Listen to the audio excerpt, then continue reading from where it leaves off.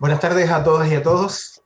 Otro miércoles más, 18 de noviembre de 2020, desde el Museo del Limarí, del Servicio Nacional del Patrimonio Cultural, y en conjunto con Amigos del Tren, queremos hoy día invitarlos a conversar sobre patrimonio industrial en este programa que hemos realizado, ¿cierto?, durante ya casi 3 meses, eh, en un momento en que el museo ha salido a trabajar otras temáticas, ¿cierto? Y ampliar un poco la oferta cultural desde la provincia de Limarí.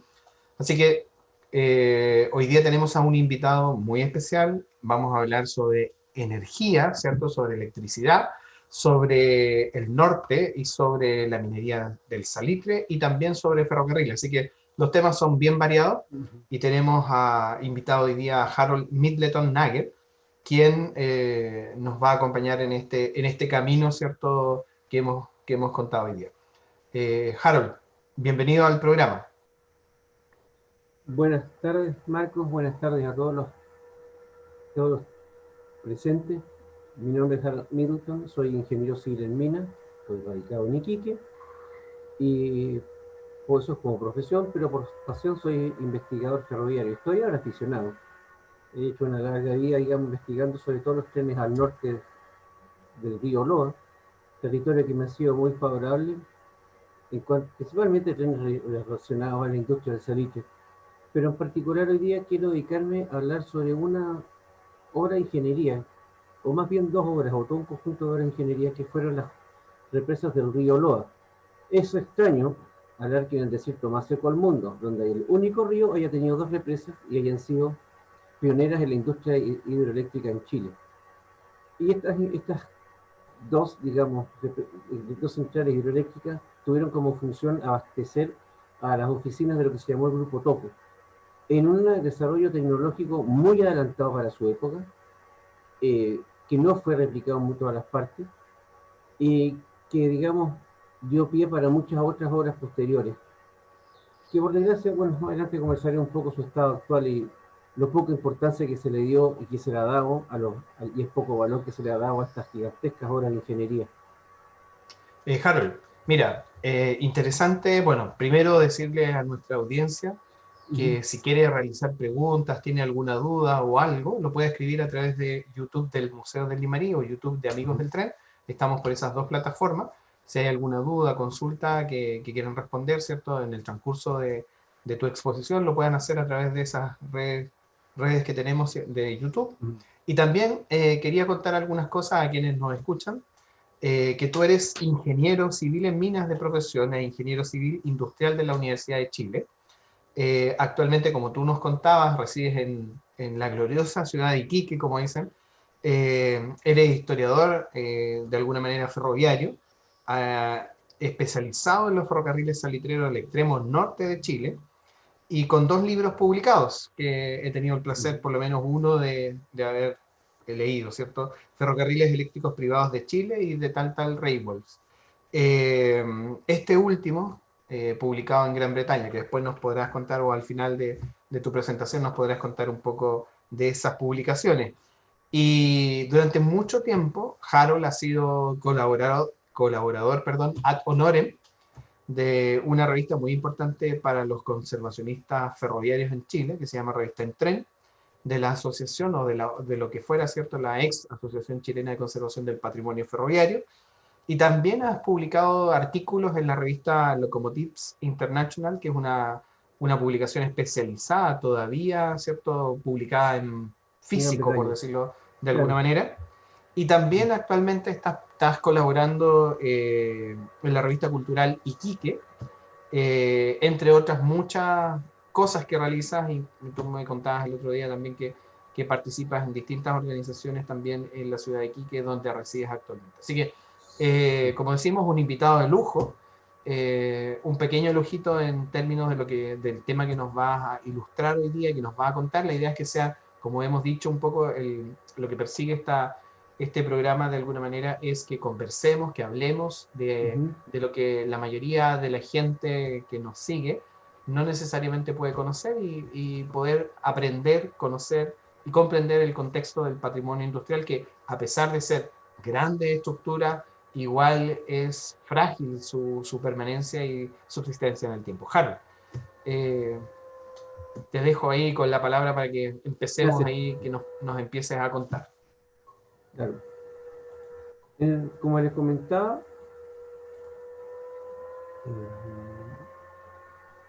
¿se ve la imagen? ¿Vas a compartir imagen? Sí, por favor, voy a compartir imagen.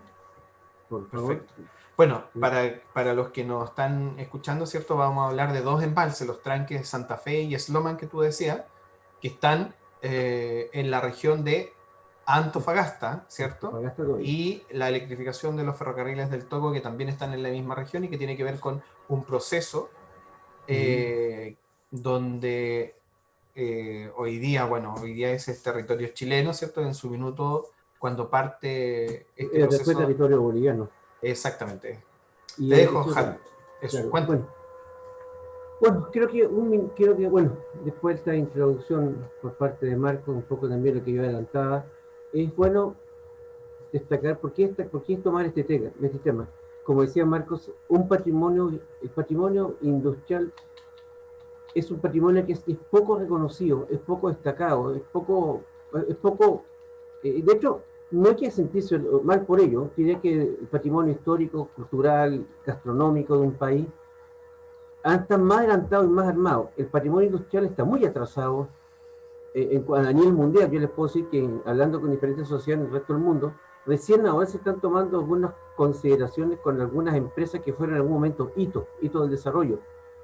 Por desgracia no todo se salvó y mucho se ha perdido, pero lo poco que ha permanecido nos permite admirar más que nada lo que fue la capacidad y la inventiva, porque quiero destacar un detalle. Las obras y grandes obras de Chile antes de 1900 fueron empresas particulares. De hecho, Chile no se industrializó hasta 1900, hasta la década del 40 con la... Antes de eso, las obras que se hacían eran trabajos personales, eran esfuerzos privados, eran gente que se comprometían en una aventura económica, industrial, y de hecho muchas veces con tecnologías que ni siquiera estaban probadas o estaban en desarrollo. Y eso es la gracia de estos dos tranques, Santa Fe y Sloan. Pero si vamos a hablar de electricidad, quiero hablar un poco de lo que fue la electricidad en Chile. Chile, digamos, no estuvo tan atrasado en cuanto al ingreso con la electricidad. Si nosotros nos vamos al tiempo, digamos, al origen de la electricidad, tenemos que llegar a 1800, cuando el conde Alessandro Volta desarrolla la primera pila eléctrica, o cuando en 1825 William Sturgeon desarrolla el primer electroimán. ¿Por qué es fundamental el electroimán en la historia? Porque es el primer sistema eléctrico que permite construcción de máquinas mecánicas móviles. Un motor eléctrico es un conjunto de electroimanes técnicamente. Y el motor eléctrico es que desarrolla posteriormente lo que es toda la tracción en las locomotoras. También hay que decir que más o menos los primeros motores eléctricos funcionales, si bien el primero fue en 1837, ya en 1870 se contaron con los primeros motores ya fiables, con alguna potencia en relación a su peso.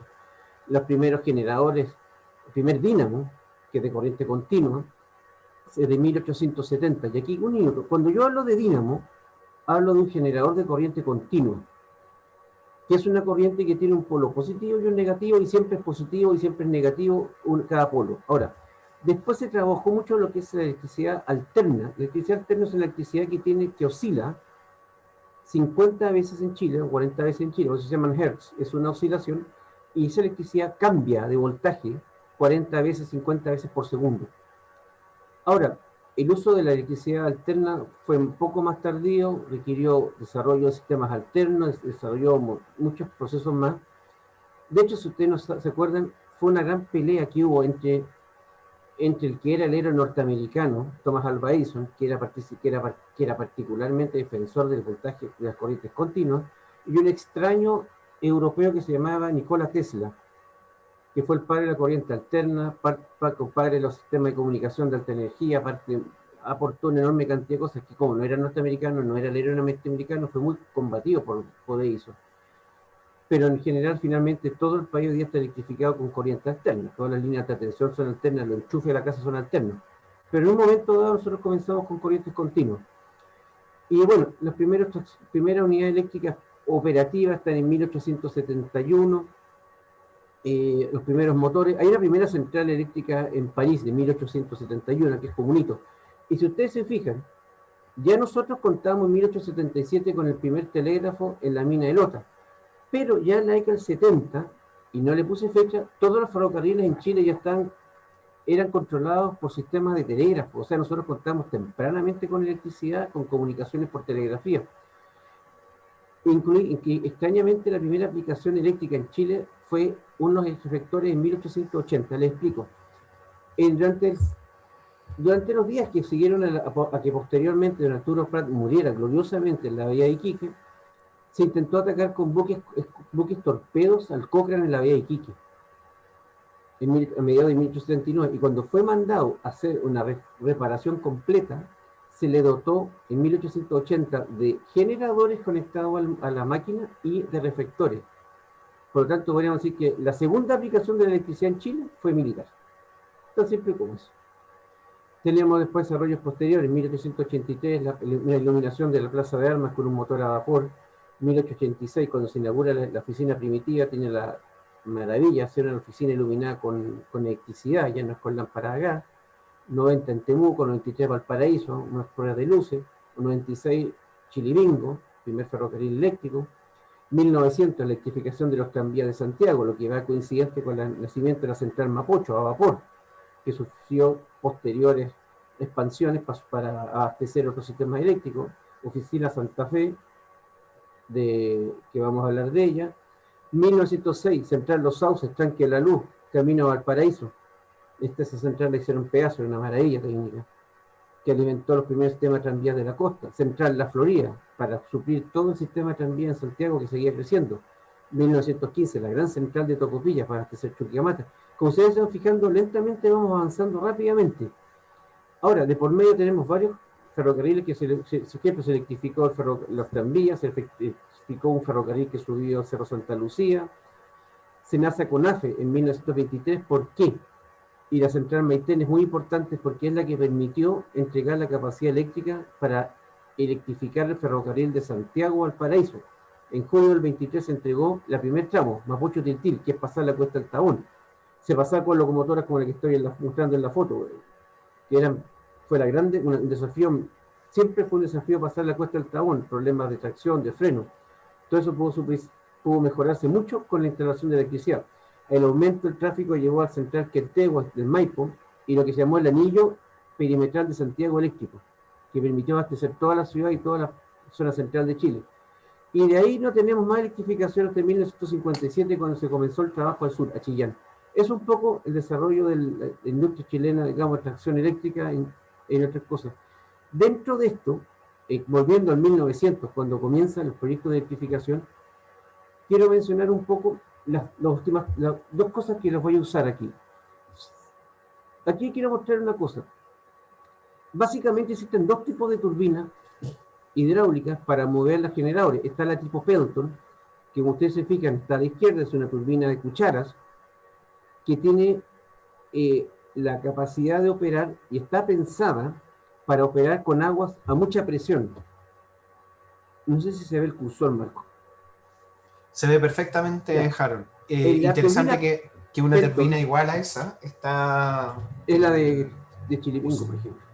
Sí, en el Museo de Ciencia y Tecnología en la Quinta Normal, que se puede por eso, esta funciona con un golpe de agua directo, que es un chorro de alta presión. Esta turbina es buena cuando el agua es muy fuerte, pero no tienes mucho caudal. En cambio, la que tienes acá se llama Francis, que consiste en que tú metes un enorme caudal de agua dentro de este caracol que da vuelta, empuja las paletas estas y baja y cae, y pierde la velocidad, entrega toda su energía al rotor que es el mismo que está aquí abajo, y cae por el centro. ¿Cuál es la regla básica? Si hay poca agua, pero a mucha velocidad y mucha presión, Pelton. Si el agua no es tanta la velocidad del agua, pero si es un caudal gigante, Francis. Por ejemplo, gran parte de los sistemas eléctricos en Chile, todas las centrales, no sé, que están por represa, ya digamos, Abanico, El Toro, Colbún, Machicura, Chiburgo, Rapel, son Francis porque son de aguas de grandes volúmenes, pero no tienen gran velocidad. Esto es una aclaración porque más adelante voy a estar usando los términos de repente. Por ejemplo, Pelton se usó en Chilibingo. Aquí vemos la casa de ladrillo de Chilibingo, que fue una decisión que tomó la compañía salitrera, la compañía carbonífera de Lota. ¿Por qué? Porque en 1890, el costo de la mano de obra de los caballos bajo la mina era muy alto. No sé si alguien de ustedes se acordará de un libro muy triste que se llama Subsole, que relata el uso de los caballos en la minería del carbón. Hay un señor que se llama Guillermo Reilly, que estudió el problema del transporte, y él dijo, la solución para la mina subterránea de Lota es la electrificación. Y eso significó mandar a hacer los generadores, son 12, operaron de esto en nuestra casa. La parte de atrás de este cerro tiene una caída de agua muy fuerte que viene por aquí, que está acá y que golpea esta turbina que se ve aquí. Esta turbina en 1896 entregaba aproximadamente 400 HP de potencia, que permitió alimentar los piques Alberto, Carlos y Chiflón. ¿Qué permitió esto? Iluminar, activar bombas para drenaje y el destino final, locomotoras de tracción eléctrica, que son estas. Aquí tienen la misma locomotora. Esta locomotora fue fabricada por Siemens Schuckwerke, era de 12 toneladas, 12 HP de peso, y significaron un cambio tremendo. Eliminaron prácticamente el uso del caballo bajo tierra, permitieron muchísimo más transporte, permitieron mover de manera más eficiente la carga. Foto clásica, vemos un señor alemán aquí, que está, digamos, entregando la máquina, pero esta foto tiene siempre un detalle que no me gusta ver. No sé si ustedes se fijan aquí. Los niños. Los niños en el carbón. Fíjense que este niño, si ustedes lo miran, le llega al ombligo de un adulto. Hay varios, ¿no? Hay varios niños ahí. Sí, si ustedes se fijan, este niño tendrá 8 años, 10, no creo. Pues si uno sigue revisando Subsole de Baldomero Lillo, hay varios cuentos, entre eso la compuerta número 23, me acuerdo, que es uno que habla sobre el trabajo de los niños en la mina y en subterráneo. Bueno, estas cosas, esto nos permite pensar un poco lo que hemos avanzado. Fíjense ustedes, este hombre está con ojotas. Aquí nadie está usando respirador. Yo soy ingeniero en minas, he trabajado toda mi vida, y a mí siempre la seguridad es un tema que no convence. Entonces yo veo esta foto y digo, por Dios que hemos progresado en 100 años, no hay niños, no hay casco, no hay máscara, no hay zapatos de seguridad. La vida en esa época no era muy buena. Bueno, aquí tenemos la misma locomotora, y esto me ayudó mucho el trabajo. Aquí tenemos un equipo que llegó posteriormente, esta es una locomotora de 15 HP. Fíjense un detalle, en este caso el maquinista está sentado transversalmente, lo que es una costumbre muy usada actualmente en la minería subterránea. ¿Por qué? Porque de esa manera el hombre puede mirar para adelante o mirar para atrás, depende para el lado que esté avanzando. Ahora, estos sistemas de electrificación que nosotros vimos, venían muchas veces así. Este, por ejemplo, es un paquete que ofrecía en 1900 la compañía Ornstein y Koppel. Bueno, aquí por si acaso, no se lee, esquema en Electrification, es un esquema de un ferrocarril eléctrico que incluye la inversión, su generador, su línea aérea, su locomotora. Incluso más, el mismo catálogo ofrece estos portales para aportar la catenaria, que es la línea eléctrica que está aquí arriba, que son móviles. Y eso le decir que es muy importante porque para obras civiles, industriales y penales de trabajo, la línea era móvil. Entonces uno iba cambiando, si usted se fija, esto lo echa para atrás y lo vuelve a instalar donde lo necesita. Eran sistemas bastante cómodos para ir avanzando con el ferrocarril o modificando la ruta en función de las demandas, por ejemplo, en carguillo, transporte, explotación de bosques, por ejemplo.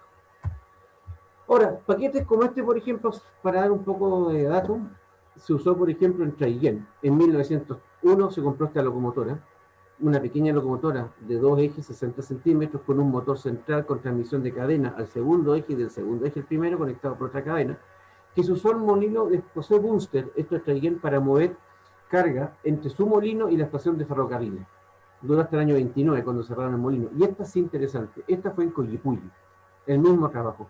Acá abajo, no sé si se alcanza a ver, ven ustedes aquí el viaducto del Mallejo, se alcanza a notar.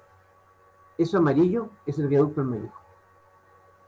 Y el tren venía con carga y se quedaba en la estación que está a 1,5 kilómetros. ¿Y qué había que hacer? Había que pescar los carros, meterlos en esta vía de servicio, sacarlos e ir descargando uno por uno los carros acá, en el molino de Coyipulli.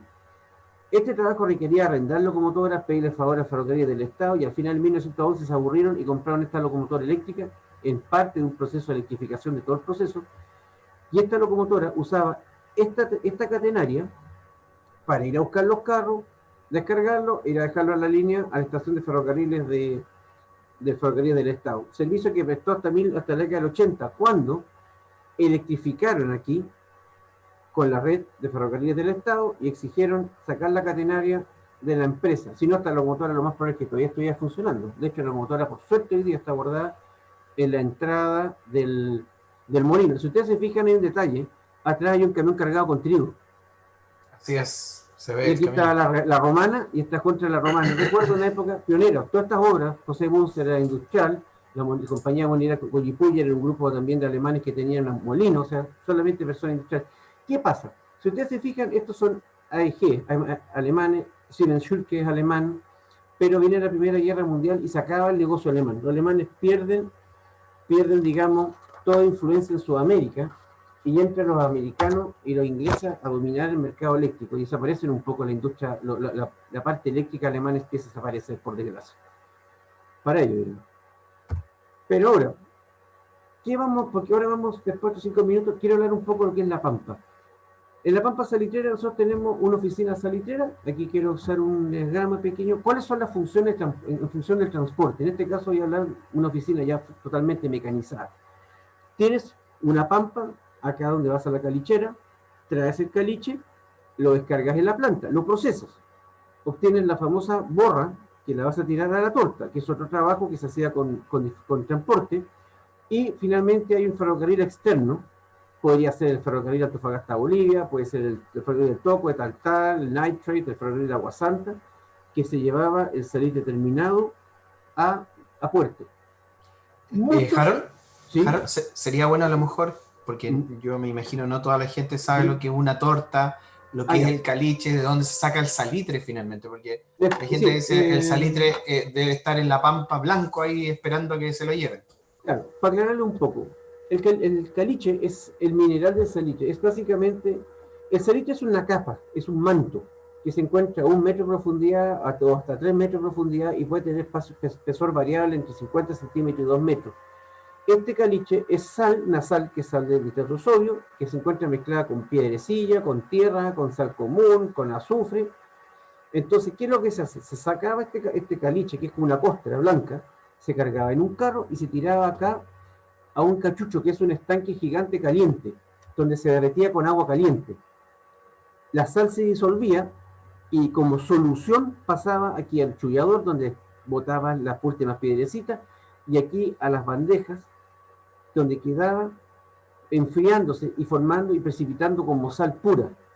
El barro, las piedrecillas, la sal común, el azufre, que acompañaban esta sal, quedaban en el estanque y había en el cachucho y había que sacarlo rápidamente antes que se enfriara, porque les voy a contar, este barro lo calentaban a más de 100 grados de temperatura al final, y había una persona que se llamaba el derripiador que se metía adentro de este estanque. Imagínense una cosa que mide 6 por 8 metros, que está a 110 grados y tiene 2 metros de una capa de 1,5 metros de barro a 100 grados, los quiero ver meterse adentro y sacar a paliarlo. Y no me imagino que hoy día sea muy...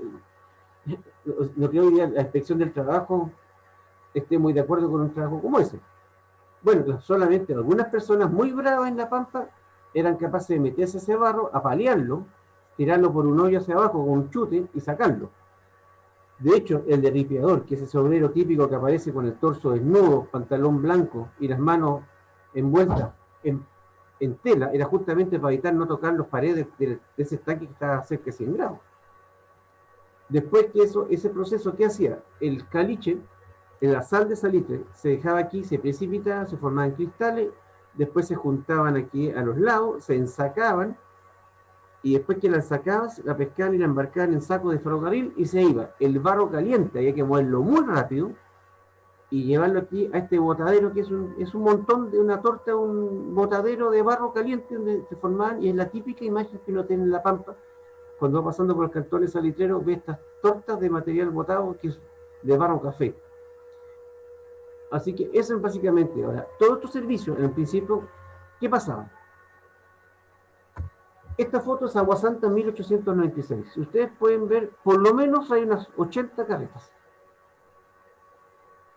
Todo este servicio originalmente, el ir a buscar, estas caletas son caletas calicheras, ¿no? Van a ir a buscar caliche a la pampa, o sea, todo lo que era el caliche de la pampa a la planta se llevaba primero en carreta.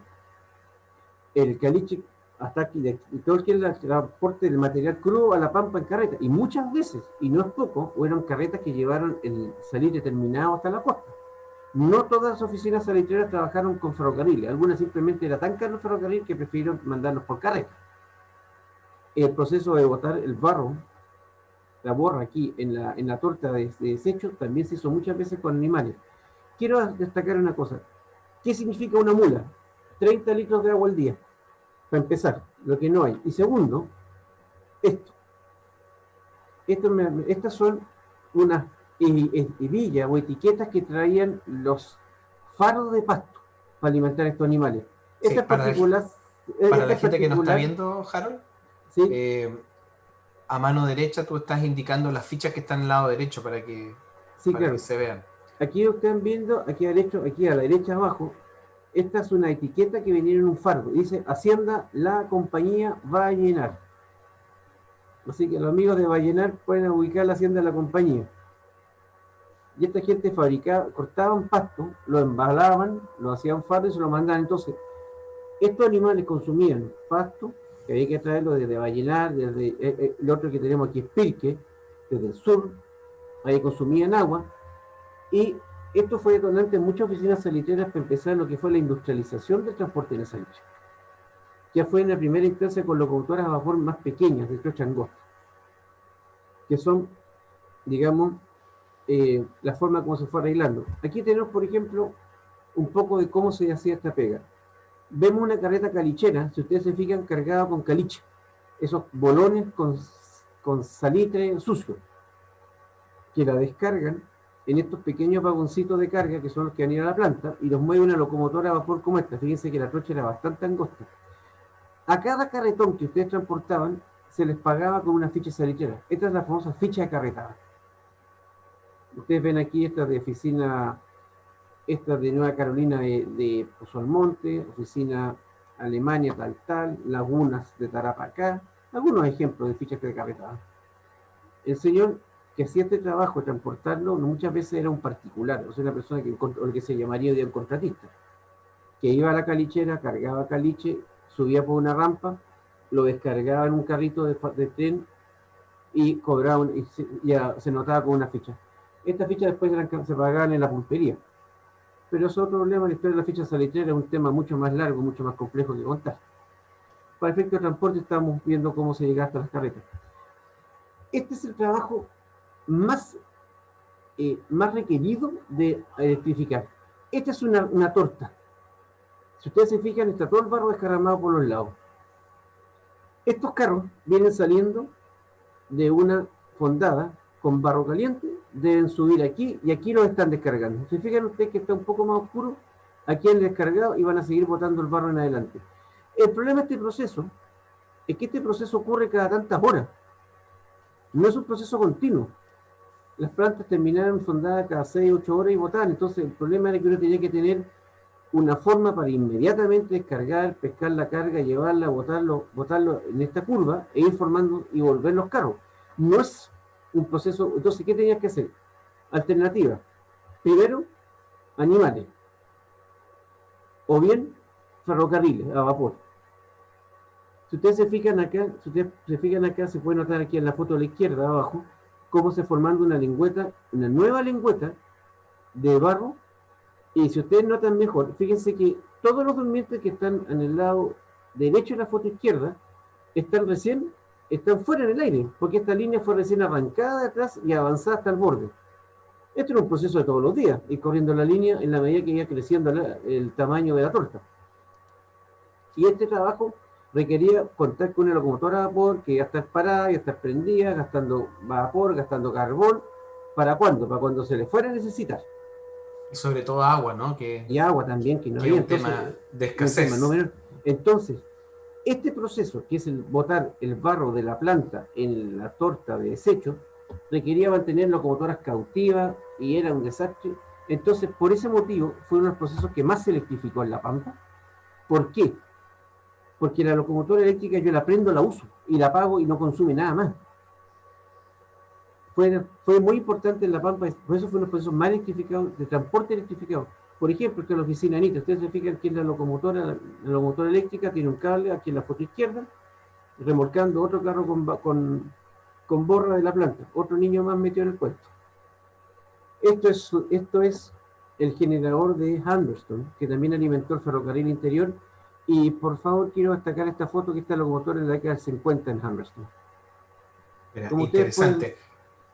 Señalar que Humberston, bueno, es lo que queda de ese motor, ¿cierto? Se podría eventualmente visitar cuando se pueda reabrir o cuando... Sí, es una maravilla. Visiten Humberston porque rehicieron toda la pulpería y la dejaron como un museo temático. Es una maravilla el museo. No lo digo, no quiero figurar de localista, pero quedó maravilloso el museo de Humberston ahora. Como dato, caballeros, el trabajar en el barro, en el polvo, en la tierra, no significa andar mal arreglado. Si ustedes se fijan en la foto superior derecha, el personal de la oficina Humberston está todos peinaditos y con corbata. Aunque trabajan en el fin del mundo y con barro y con tierra. Pero eso no te impide andar bien arreglado. Un ejemplo que ojalá imitáramos más a menudo hoy día. Pero vamos al tema. Dentro, después de esta introducción, 15 minutos respecto a los ferrocarriles eléctricos y de la salitre, quiero mostrarles un poco del Cantón del Toco. El Cantón del Toco corresponde a la zona interior de Tocopilla, específicamente lo que está marcado aquí en el cuadradito. El Cantón del Toco, si bien es cierto, se le conoce en la década de 1870, era boliviano, no fue desarrollado primero, porque cuando John Forrestal y otras personas empezaron a trabajar y declararon y hicieron pedimentos sobre estos bloques que están aquí son solicitudes de propiedades mineras, pedimentos de oficina, Buenaventura, Ricaventura, Gruta, ya. Esta gente no pudo trabajar porque cuando empezaron las primeras exploraciones, la compañía Salitre Ferrocarriles de Antofagasta objetó, basado en que su permiso de trabajo implicaba la no existencia de otras operaciones salitreras en la región. Eso es parte del acuerdo. Entonces fue una pelotera en si el Toco era parte de Antofagasta o no era parte de Antofagasta. Y esta pelotera duró buena parte de la década del 70. Solo a finales de la década del 70 se empezó a hacer algunos trabajos. Pero el Toco, dado que está a 70 kilómetros al interior de Tocopilla, aquí donde está la oficina Buena Esperanza, tampoco se pudo trabajar por la falta de transporte, pese a que se trabajó con la única oficina que se trabajaron son aquí, las que están básicamente aquí, lo más cerca de la bajada, porque se transportó con carreta y no era bueno, no era económico. Ahora, otro tema que trancó mucho el Toco fue una pelotera, porque la oficina Buena Esperanza del Toco empezó sus operaciones, fue arrendada por John Meigs, el hermano del constructor de ferrocarriles, en una maniobra boliviana por detener la industria del salitre, o sea, peruana, para detener la industria boliviana del salitre, y este caballero en la mitad de la guerra le vendió su derecho a Charles Watson, y Charles Watson se los vendió a Eduardo Squire, y cuando en 1880 y tanto pasó a ser propiedad chile este territorio, Squire objetó que el territorio él tenía su derecho, su propiedad, y exigió que el gobierno chileno se lo respetara. Entonces no fue hasta 1887 cuando finalmente el Toco pudo empezar a pensar en trabajarse. De hecho, Squire se quedó con la oficina, de hecho sus propiedades son estas, Santa Isabel. Así tiene aquí está, Santa Isabel del Toco. Y Squire asoció su propiedad, 64 estacas, con un grupo capitalista y construyeron el Anglo-Chilean Nitrate and Railway Company, el ferrocarril del Toco, que fue para explotar la oficina Santa Isabel. Y contando ya ahora, el 1890 ya, el Toco con un ferrocarril, nos vamos a empezar a preocupar de desarrollar el Toco. ¿Qué pasa en el Toco? El Toco no ha sido explorado, pero hay muchas personas que han pedido propiedad, muchos alemanes. Hillinger está metido, Hillinger está metido, ¿cómo se llama? Hartmann también en el Toco. ¿Qué pasa? En este momento el Toco empieza a ser interesante. Y aquí aparecen tres personas que quiero destacar, que son fundamentales en la historia del Toco. Hermann Conrad Fürst. Y el segundo es Friedrich Martin. Hermann Conrad Fürst es de Hamburgo. Llegó aquí en 1866, tenía 21 años cuando llegó, a trabajar con Hilliger. Hillinger era un comerciante salitre, más bien conocido porque también estuvo metido en tal. Estando en la oficina trabajando con el señor Hillinger en la década del 60, conoció a Friedrich Martin, que venía de Göttingen, también era alemán, y se retira en el 72 y forman la sociedad Furcht y Martin. Furcht y Martin comenzó a tener muy buenos resultados en cuanto al salitre. De hecho, aquí al centro izquierdo, está la oficina San Carlos, un real, Furcht y Martin, la oficina Virginia, también, estas oficinas son en Tarapacá, la Noria, oficina Virginia de Furcht y Martin, oficina La Limeñita, ven el nombre peruano, un nombre bastante peruano, Limeñita, también la Noria, y la oficina Paposo también de la Noria, que son varias oficinas, tuvo muchas más oficinas, pero quise destacar esta ficha salitrera como ejemplo de todo de lo bien que le fue. Ahora, en general, pasa lo siguiente. Este amigo, Hermann Conrad Furcht, le escribe un día a un amigo suyo, Henry Barents Sloman. Henry Barents es un inglés, hijo de dueños de buques, que con la guerra de Crimea, el papá se fue a la quiebra, quedó pobre, y para que los niños pudieran educarse con algo, se los mandó a la casa un tío que vivía en Hamburgo. Barents es inglés, nació en Kingston, que es al norte de Inglaterra, en la costa este.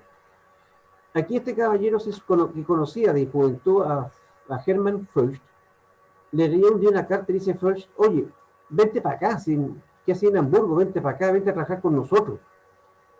Y Sloman empieza un viaje que lo lleva al Perú a trabajar en ferrocarriles, a Iquique, y en Iquique se empieza a trabajar con esta gente, con Furcht y Martin, y Henry Barents será administrador de la empresa Furcht y Martin por 22 años.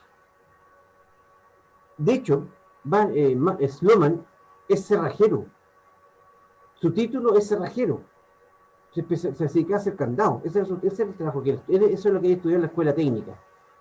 Pero su habilidad para el negocio lo lleva a ser un hombre importante, empieza a juntar y a los 22 años, en 1890, se retira. Se sale. De hecho, hay un detalle. Ahora, curiosamente, como dato, con respecto a los personajes que siguen acá, Furcht, curiosamente, en 1874 regresó y se casó con la hermana de Sloman. Así que suena aquí, empieza con eso el cuento medio poco histórico y medio cagüinero. Parece que por ahí tenía la carta. No sé, yo tengo alguna teoría de que algo tuvo que ver, hay intereses creados en la conversación, parece. Parece que sí. Y en el 91, Furcht se retira y se va a ir a Hamburgo. Martin también se retira y regresa a Alemania. Pero, estando todavía bajo su administración de Henry Barents, se compra en 1893 los destacamentos Virginia y Leonor, que son estos destacamentos. Si ustedes los ven acá arriba al extremo derecho, dice Virginia y Leonor. Y utilizando estos calichales, construyen en 1893 la oficina Santa Fe del Toco, de Furcht y Martin. Como está tan al norte, se empieza el ferrocarril del Tocopilla al Toco empieza a tender un brazo que llegará al año 96, y de hecho, ya por recomendación de Sloman, esto no lo vamos a trabajar a mano, lo vamos a trabajar mecanizado. Y esta hizo en 1896, que fue publicado a la izquierda, lo recorté en un diario de Iquique, que piden locomotoras para los ferrocarriles calicheros. De aquí a la derecha le agregué un par de fichas de Toco, de oficina de compañía salitrera Santa Fe del Toco, 50 centavos. Esto es para un poco el ambiente. Entonces, ya Furcht y Martin empiezan inmediatamente a construir una oficina mecanizada. No vamos a usar carretas, vamos a usar locomotoras de campo. Y posteriormente deciden tirarse a la electrificar, derechamente. 4 años después de instalar una locomotora a vapor, simplemente se tiran a electrificar la operación mina. Esta es una foto aérea de Google en que tenemos, esta es la Panamericana, para que se ubiquen. Quillagua está para acá, Antofagasta está para acá, el mar está para acá y la cordillera está acá. Y aquí, sobre el río Loa, harán el primer tranque, Santa Fe, a 6 kilómetros de distancia de la oficina Santa Fe del Toco, 1901. Construyó entre 1898 y 1901. Es de pie, ahí tienes esto se conoce en la cortina, 12 metros de alto, que alimentó la turbina tipo Francis, ¿se acuerdan que estábamos hablando? Sí, y señalar que 2 años antes Ujú. Chivilingua se había Claro, inaugurado. Así que estamos justamente, muy contemporáneos, si bien es la primera central hidroeléctrica hidroeléctrica, del norte. exacto. Pero eso es la idea Y- mostrando cómo esta gente fue absolutamente pionera. O sea, dijeron, ya, si esto funcionó, funcionó. Listo, vayan mal. ¿Por qué? ¿Cuál es la idea? Esta gente no tenía el problema del pasto, del agua, del costo, del transporte, ya, lo electrificaron. Y aquí hay un tema, usan un dínamo, por tanto usan corriente continua, y se hace una cosa. Cuando la electricidad, la conducción de electricidad tiene una pérdida muy grande, que es una caída por distancia. Entonces, ¿qué se hace en electricidad? Tú levantas el voltaje a 6.000, 10.000 voltios y de esa manera uno minimiza totalmente la pérdida. Como dato, las torres de alta tensión en Chile funcionan a 240.000 voltios. Justamente por eso, para minimizar las pérdidas de transmisión.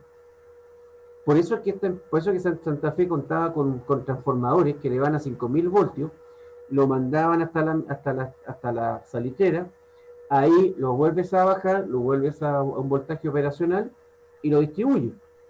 ¿Y qué hacemos con eso? Se alimentó la iluminación de la planta, el chancador, las bombas de agua, las bombas de circulación de líquido, y hasta se alimentó unos compresores para las perforadoras neumáticas. Otra avance de los Frost Immortal, perforar con perforador neumática. Y no a mano con un ñato, con un martillo y un combo. Aquí tenemos dos fotos del tanque Santa Fe que les quería mostrar. Esta es de 1910 y esta la tomé el año 2000. Prácticamente no han cambiado.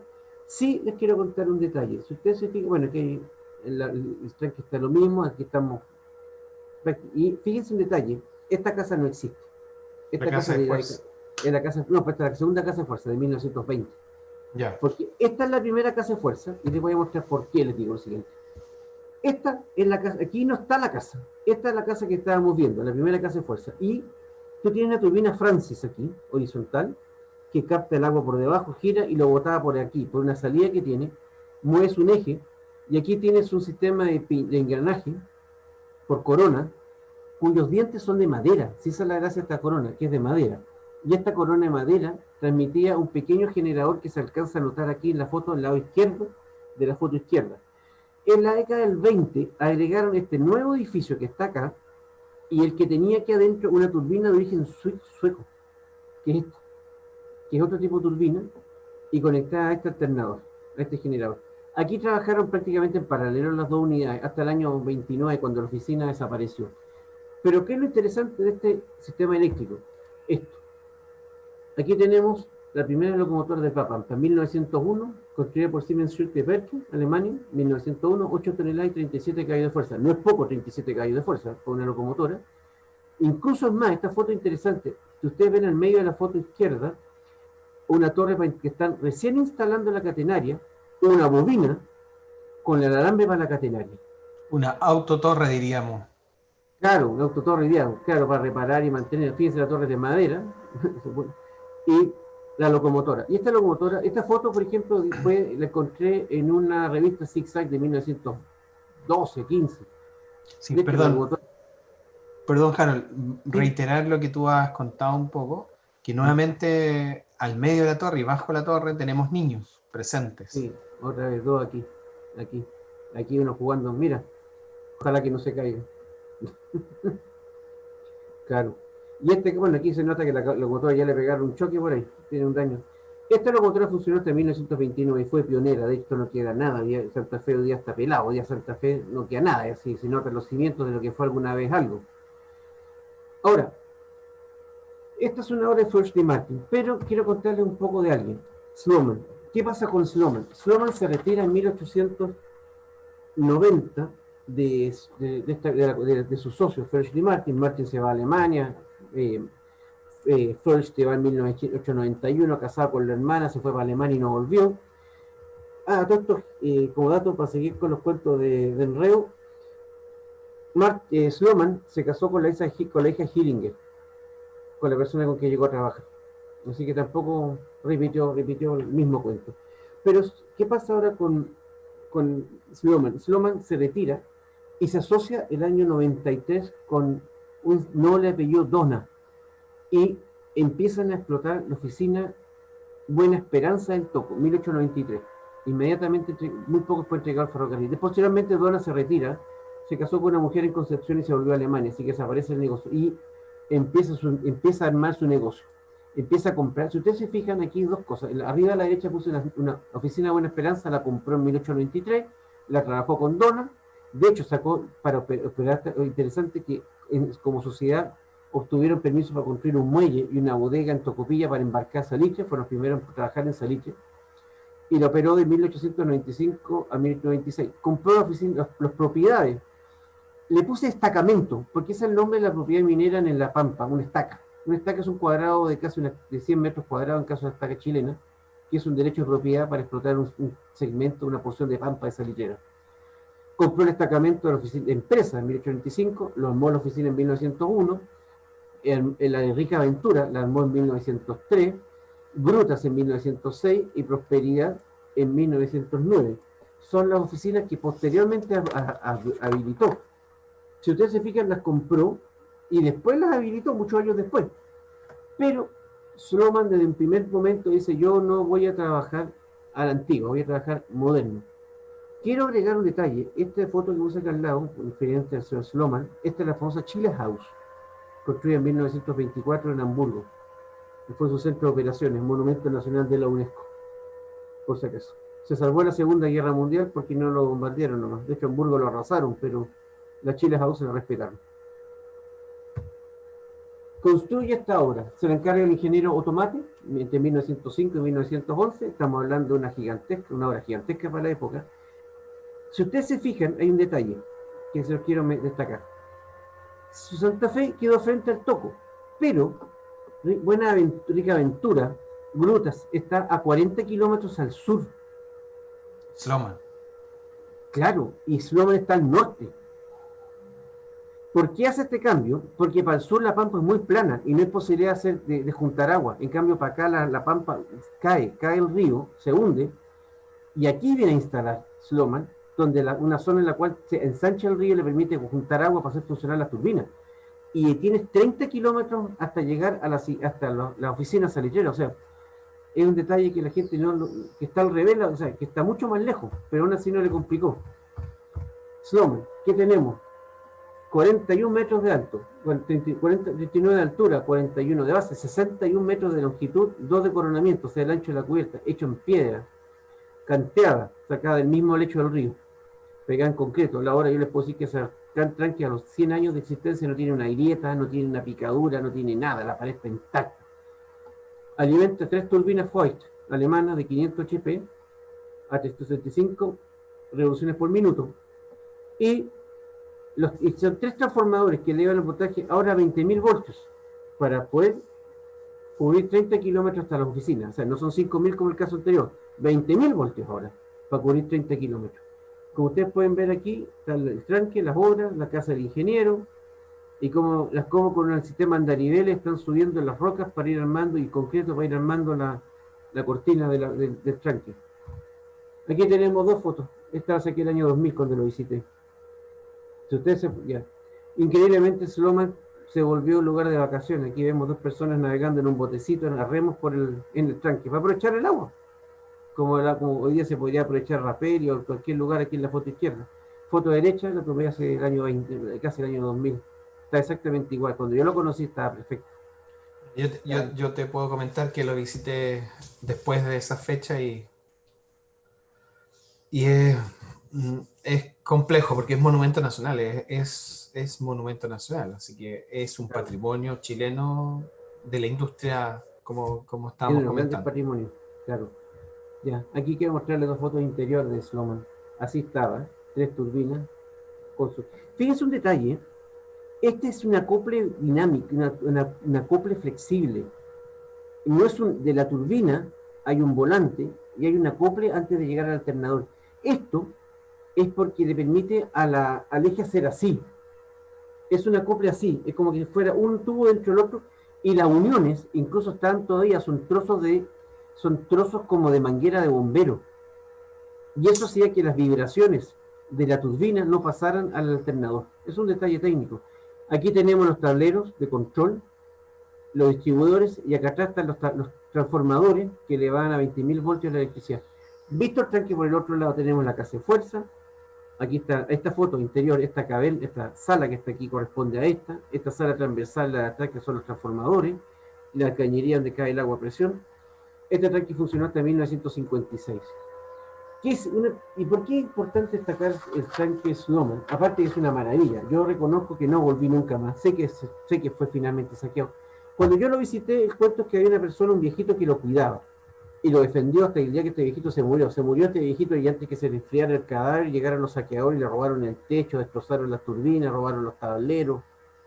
Fue una pérdida tremenda pérdida para nuestra historia como ingeniería y como país. ¿Qué quiero destacar en Sloman?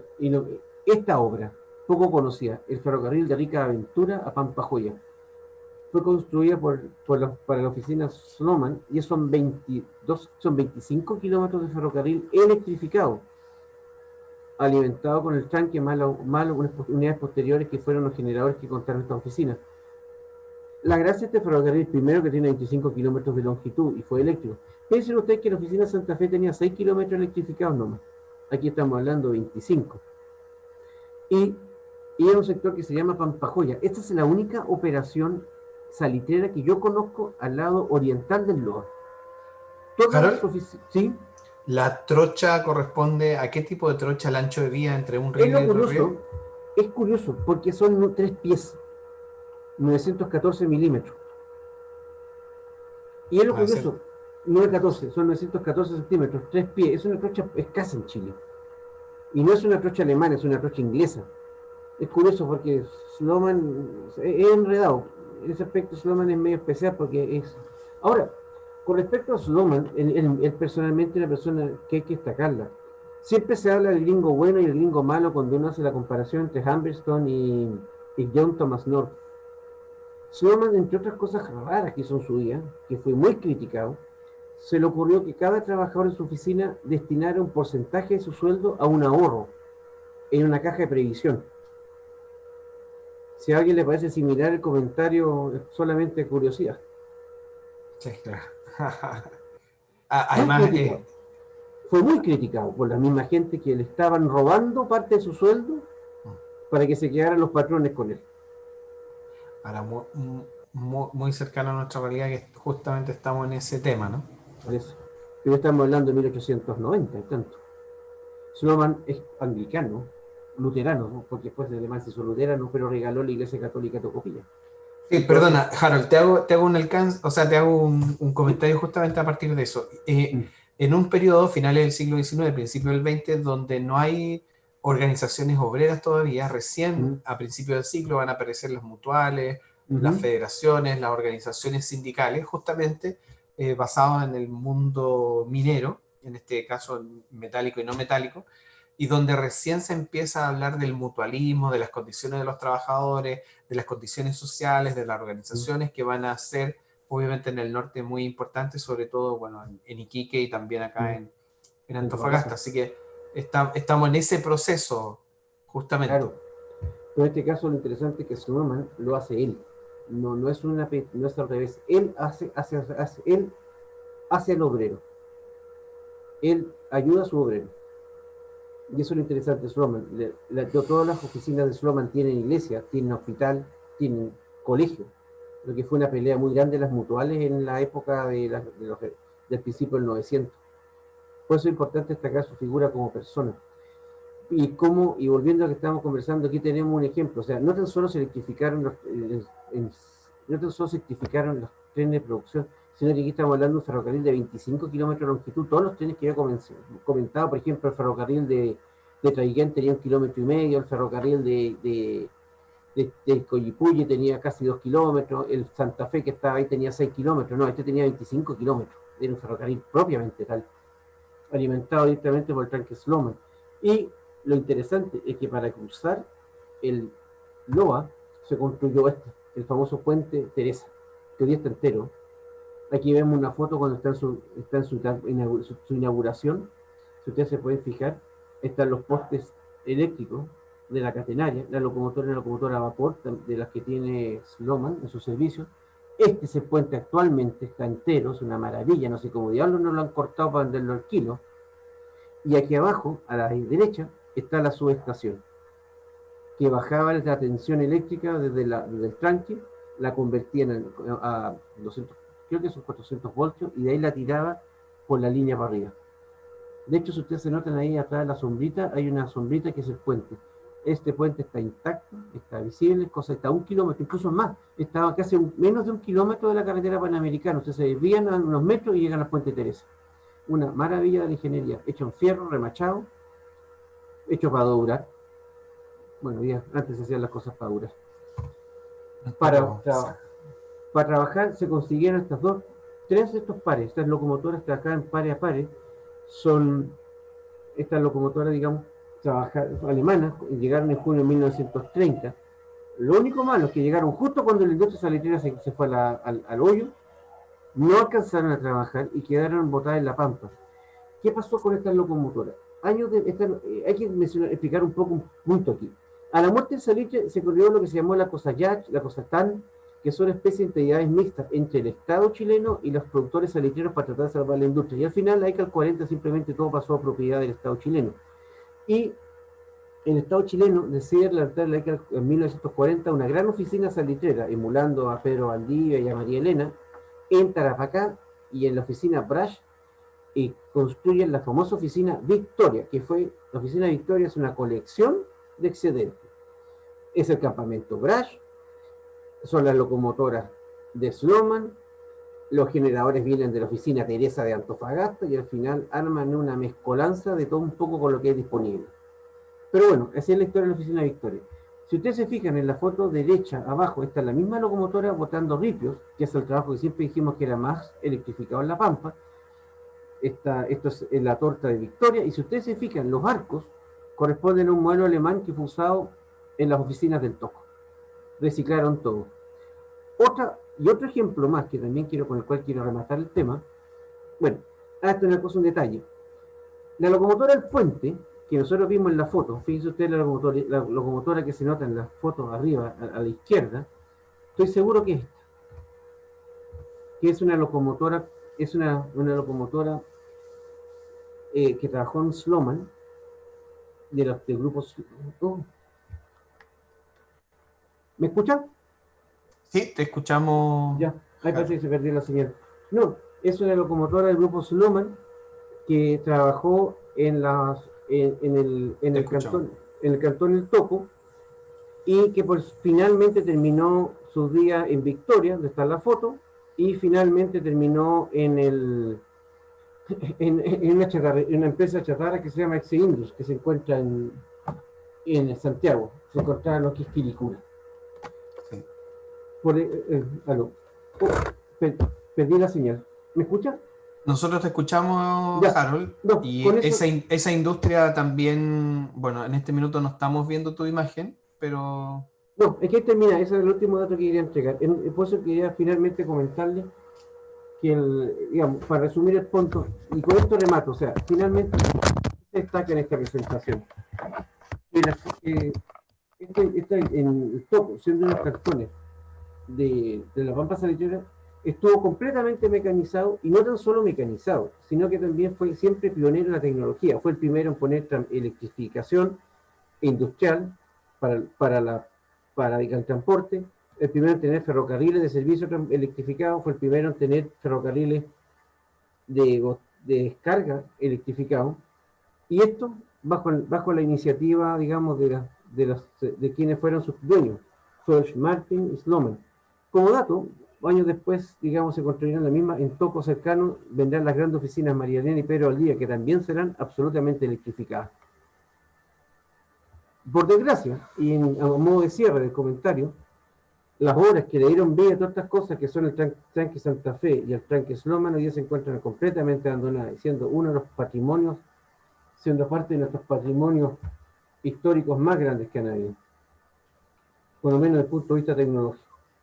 Sin lugar a dudas, bueno, Harold, un poco lo que tú nos cuentas con respecto, bueno, a la electrificación en el norte, que uno podría pensar, bueno, nosotros aquí en la región de Coquimbo, ¿cierto? Sin lugar a dudas, la minería es un factor importante, desde tiempos precolombinos, ¿cierto? Desde los pueblos originarios que trabajaron eh, eh, la producción, ¿cierto? Pero también la producción de cobre y en el norte salitrero, ¿cierto? De alguna manera que tú nos estás contando, la forma de trasladar estos productos hacia los puertos fue un elemento. De hecho, el primer ferrocarril en Chile, que tú lo sabes a lo mejor mejor que yo, el primer ferrocarril en Chile, inaugurado en 1851, tiene la misión de llevar los productos mineros desde Copiapó, ¿cierto? Y alrededores, hasta el puerto de Caldera en ese minuto.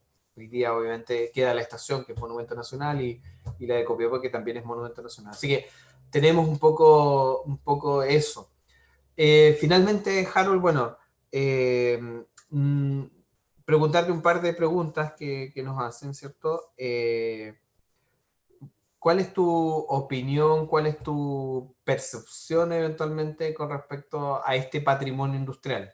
Yo te preguntaba al principio, cuando partimos de esta conversación, te preguntaba un poco de que a pesar de que un tranque, una subestación eléctrica finalmente, o una estación eléctrica en este caso, sea muy grande o muy poderosa, está sujeta eventualmente a la depredación. ¿Cuál es tu percepción y qué debería ocurrir para proteger este patrimonio que, como decimos, por lo menos el tranque Sloman es monumento nacional y decíamos es 2 años después de Chivilingo y es de alguna manera un periodo de inicio de la electrificación en Chile hoy día, ¿no? Bueno, en esa época. No sé si nos escucha, Harold.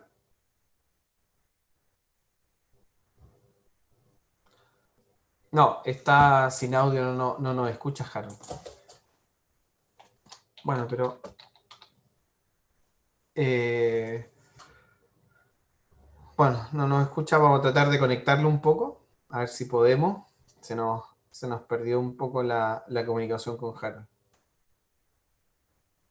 Vamos a esperar unos minutos, pero en general, bueno, contarles un poco. Vamos. Aló, disculpa, ¿me escucha? Ahora te escuchamos perfectamente, has aparecido nuevamente. Yo te hacía una pregunta, no sé si alcanzaste a escuchar la pregunta que te hacía. ¿Harold? Te escuchamos despacito, despacito. A lo mejor trata de sacar los audífonos. No, ¿no escuchas? Yo te escucho muy bien. ¿Cuál es la Ya. pregunta? No, la pregunta era un poco cuál es tu opinión, ¿cierto? Para poder rescatar, conservar este patrimonio, porque decíamos que de alguna manera este patrimonio que es tan grande, que es un volumen tan grande, uno podría decir que es indestructible, como fue construido para no perderse de alguna manera, para funcionar eternamente. Pero, ¿qué debería ocurrir para que pudiéramos conservar, en este caso, el tranque Santa Fe o el tranque Sloman, ¿cierto? Que son productos de los procesos de industrialización en el país, de la industria minera y del patrimonio industrial que estamos hablando? ¿Qué podríamos hacer? Porque ahí Yo creo tenemos. que, eh, mira, creo que primero que todo hay que entender que la ubicación de estos lugares son bastante remotos. Si bien es cierto que están a 4 kilómetros de la carretera, mira, voy a decir una tontería, pero están a 1.600 kilómetros de Santiago. Obviamente son patrimonios que no van a estar en un circuito tradicional. Ahora, creo que sí, que pueden ser parte como unidad independiente, veo poco. Aparte de defenderlo del saqueo, no creo que se pueda hacer mucho. Pero si tú construyes una visión regional, Puerto Tocopilla, María Elena, Pedro Valdivia, Sloman, puedes construir un circuito turístico que te dé para maravillarte con lo que es La Pampa. Yo creo que Tranqui Sloman y Santa Fe tienen que ser recuperados para las futuras generaciones. No creo que sea algo así que reciba 200.000 visitas al año, no va a ser eso, pero tiene que rescatarse por su valor histórico, su valor intrínseco en la minería. Por desgracia, varias veces han habido comentarios del alcalde de María Elena que quiso que le había proteger y todo, pero nunca hizo nada realmente. Realmente su aporte ha sido escaso. Y yo creo que la misma gente de María Elena tiene una gran oportunidad de mostrarle al mundo lo que es un estilo de vida que ya no existe, el campamento salitrero, como lo fue la ciudad de Salitre, como lo fue María Elena. Uno visita Chacabuco, uno visita Humberstone, pero son edificaciones perdidas, son cosas cerradas. Yo creo que se podría hacer parte de un circuito más grande y decirle a la gente que el norte no es solamente San Pedro de Atacama. Sí, bueno, exactamente. Bueno, mira, Ignacio Andrés Riquelme Albert te hace la siguiente pregunta. ¿No quedó nada de las locomotoras eléctricas que fueron trasladadas a la oficina Victoria? Ya, en Perdón, 1980, y le agrego, ¿cómo se llamaban? Porque no lo dijiste. Tenían un apodo esas locomotoras. la llamaban los gansos, los patos. Depende del tipo de la estructura forma. Ya. De hecho, además de eso, se llevaron las locomotoras de otra oficina que están también en el Toco, que es la oficina San Andrés, que eran 4 locomotoras de inglesas, de British Tombstone Houston. Ahora, quiero destacar un tema que se me cortó y no lo terminé de explicar. Victoria, fue tanta la chatarrería en Victoria, mencioné, se escucharon que llegaron las locomotoras que trabajaron en, la, en el manejo del ripio de la planta, eran locomotoras de Sloman y tenían una trocha de 91 centímetros, nunca la cambiaron.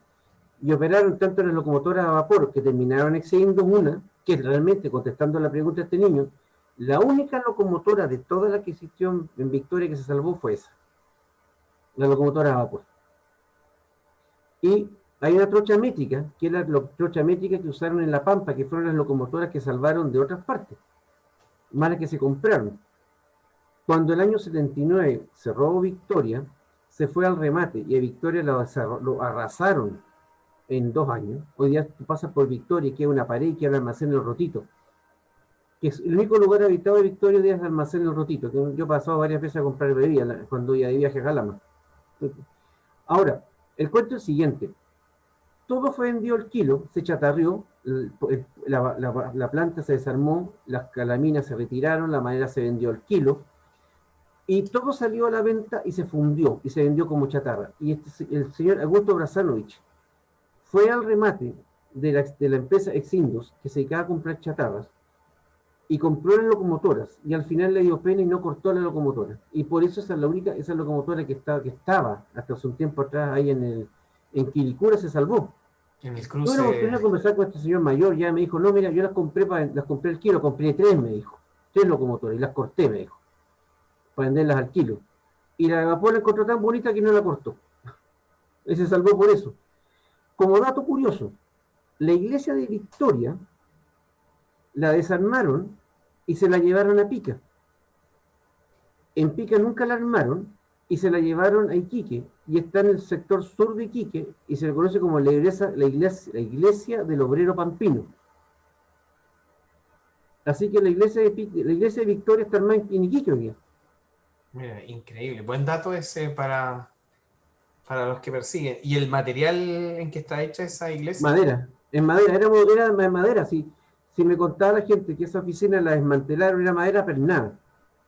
Y sacaron las paredes, las tablas, y era una ruma de madera. Sí, en el fondo fue una ruma de madera que el dueño que remató a la oficina la regaló para hacer la iglesia en Pica. Como no resultó, los ex obreros de Victoria que estaban viviendo en Iquique la recuperaron, la ensamblaron, la armaron y la dejaron igual como la tenían en la oficina. Otra historia también de Nada patrimonio industrial, que- increíblemente. Ujú. Mira, bueno, tenemos algunos saludos. Aparte de esa pregunta, tenemos a Juan Carlos Medina que dice muy interesante tu presentación, te manda saludos y señala, ¿existe alguna historia de los ferrocarriles en las salitreras? ¿Alguna historia? Me imagino a lo mejor una historia de ferrocarriles salitreros o algo así, ¿no? Mira, respondiéndole a este señor la consulta, existen libros en inglés básicamente sobre los ferrocarriles mayores, pero el ferrocarril interior no hay un trabajo completo. En el libro tal mencioné un poco y también, mira, aquí en este libro, por si acaso, si no lo conoce nadie, este fue el libro que yo escribí. Aprovecho de mostrarlo un poco si alguien no lo conoce. lo pueden encontrar en internet, este libro. Ahí también aborda un poco los trenes. Para responderte un poco, no hay un trabajo completo, porque de hecho hay 102 oficinas que yo conozco que tuvieron ferrocarriles. Oficinas en Chile, salitreras, yo calculo por lo menos que hay unas 500 oficinas. De ellas, por lo menos 100 tuvieron sistemas ferroviarios. Estos sistemas ferroviarios variaron entre el kilómetro y los 16 kilómetros, que es la oficina que más distancias internas.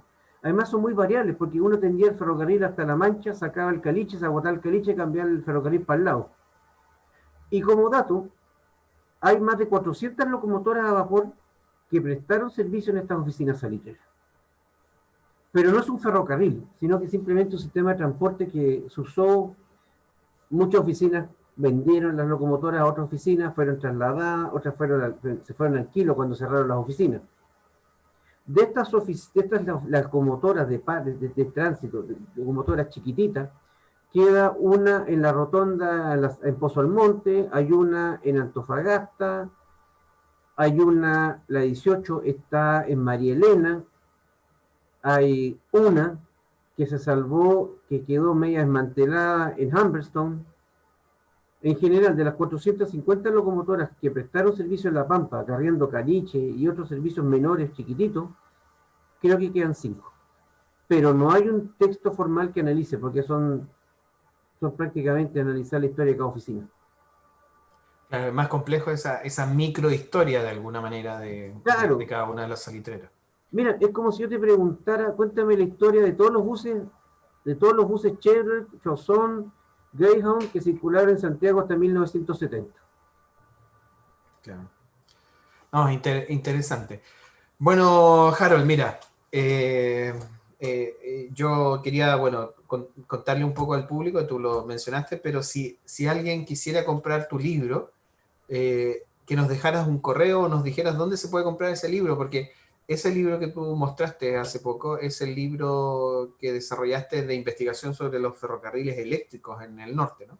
Claro, y quiere destacar lo que este abarca todos los ferrocarriles del norte y del sur, porque de hecho abarca ferrocarriles del sur como el Teniente, Mina Navío, electrificación, el túnel Lonquimay.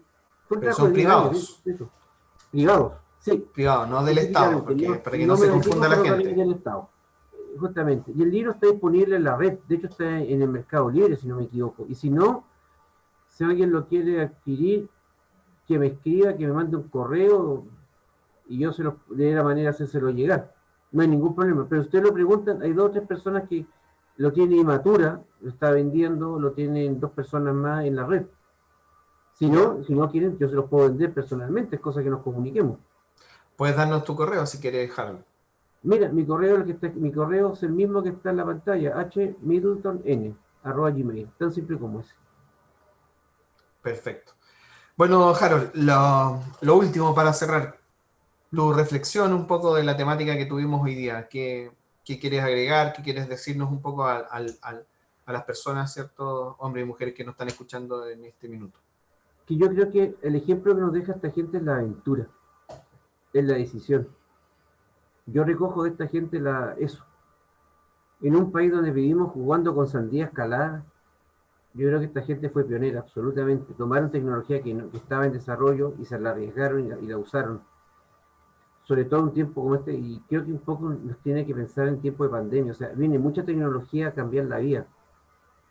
Y yo creo que la tecnología va a llegar y esta gente nos demuestra algo tan simple como que si uno no se arriesga no cruza el río. Y hay que jugársela. Y hay que jugársela y jugársela, ¿no? Esta gente dijo, imagínate, el primer ferrocarril eléctrico en el mundo en circular fue en 1881, fue un tranvía en Alemania. De 2 años después está el Fox, en un ferrocarril de un puerto ahí, en 1890 fue el primer tren más o menos eléctrico importante, electrificación del metro de Londres. Y 6 años después estamos electrificando, y años después teniendo una locomotora operando en Santa Fe, en La Pampa. O sea, esta gente tomó la tecnología en menos de 10 años y la llevó al límite. Y Perfecto.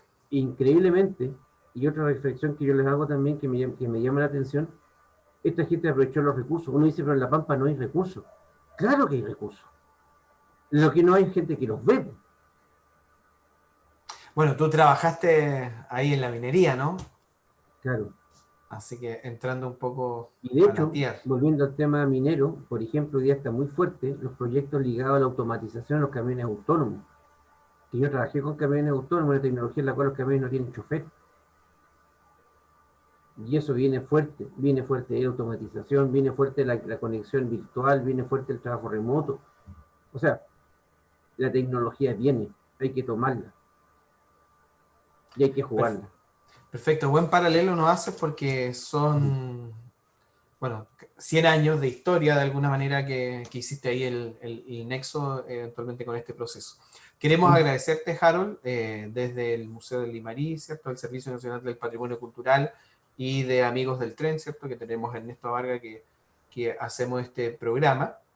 Queremos agradecer que hayas estado hoy día con nosotros, tus conocimientos, tu gentileza de haber estado un poco ilustrándonos de este norte. Hemos estado en el extremo sur, en Punta Arenas, en realidad más al sur incluso, y hemos estado en el norte y ahora estuvimos en la región de Antofagasta. Tú desde la ciudad de Iquique, ¿cierto? Así que queremos agradecer que nos hayas ilustrado, gracias por participar y bueno, invitar un poco a los amigos y amigas de Conversemos sobre Patrimonio Industrial para la próxima oportunidad. Ujú. Tenemos Damián Farías Salazar, ¿cierto? Que nos hablará de Lota y un poco esta idea de que Lota sea patrimonio de la humanidad. Entramos al tema del carbón, como tú nos mencionabas o nos hacía el guiño, ¿cierto? De subterra y subsole, de alguna manera, de esos textos que nos habías contado. Así que queremos invitarlos, agradecerlos por Sí. estar ahí Oye, presentes. sí, y hacer una mención a justo cosa. Después del terremoto de hace unos años atrás, el edificio Chilibingo quedó muy quebrado y la central de hidroeléctrica de Chilibingo no está en buen estado. Así que, Bueno, el Consejo de Monumentos ha trabajado un poco en la estabilización de eso, para así que contarle, y también hay un proyecto y que justamente Procultura, que es una organización, una ONG, ¿Mm? tenemos una persona de Procultura que nos va a estar contando un poco los avances que se han hecho en ese sentido. Así que los invitamos a al Y- próximo encuentro de Conversemos sobre el Patrimonio Industrial. Nos despedimos sí, y bueno, muchas gracias a todas y a todos por estar ahí. Hasta luego y nos vemos. Que estén muy bien. chao, chao.